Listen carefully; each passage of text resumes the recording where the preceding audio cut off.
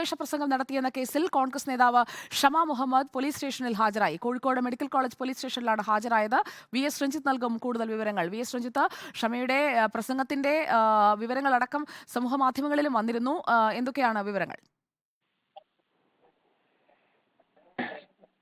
2 ദിവസം മുമ്പാണ് സുദിയ ഷമാ മുഹമ്മദിനെതിരെ കേസെടുത്തത്. ഇപ്പോൾ മെഡിക്കൽ കോളേജ് പോലീസിൽ ഷമാ മുഹമ്മദ് ഹാജരായിട്ടുണ്ട്. ഷമയുടെ മൊഴി രേഖപ്പെടുത്തിയ ശേഷം ഷമയെ അറസ്റ്റ് രേഖപ്പെടുത്തി വിട്ടയക്കും എന്നാണ് അറിയുന്നത്. മതവിദ്വേഷം നടത്തിയിട്ടില്ല, സത്യസന്ധമായ കാര്യങ്ങൾ അവതരിപ്പിക്കുകയാണ് ചെയ്തത് എന്നും കേസെടുത്ത് ഭയപ്പെടുത്താൻ ശ്രമിക്കരുത് എന്നും നേരത്തെ തന്നെ ഷമാ മുഹമ്മദ് പ്രതികരിച്ചിരുന്നു. ഇക്കാര്യത്തിൽ കോഴിക്കോട് നടത്തിയൊരു പ്രസംഗത്തിലാണ് ഇത്തരത്തിൽ മതവിദ്വേഷം ഉണ്ടാക്കി എന്ന രീതിയിൽ ഷമാ മുഹമ്മദിനെതിരെ പരാതി ഉയർന്നിരുന്നത്. ഈ പരാതിയുടെ അടിസ്ഥാനത്തിലാണ് കോഴിക്കോട് മെഡിക്കൽ കോളേജ് പോലീസ് കേസെടുത്തത്. ഇപ്പോൾ ആ കേസിൽ ഷമാ മുഹമ്മദ് ഹാജരായിരിക്കുന്നു. ഷമയുടെ മൊഴി രേഖപ്പെടുത്തി അല്പസമയത്തിനകം ഷമയെ വിട്ടയക്കും. ഓക്കെ, വി എസ് രഞ്ജിത്താണ് വിവരങ്ങൾ നൽകിയത്.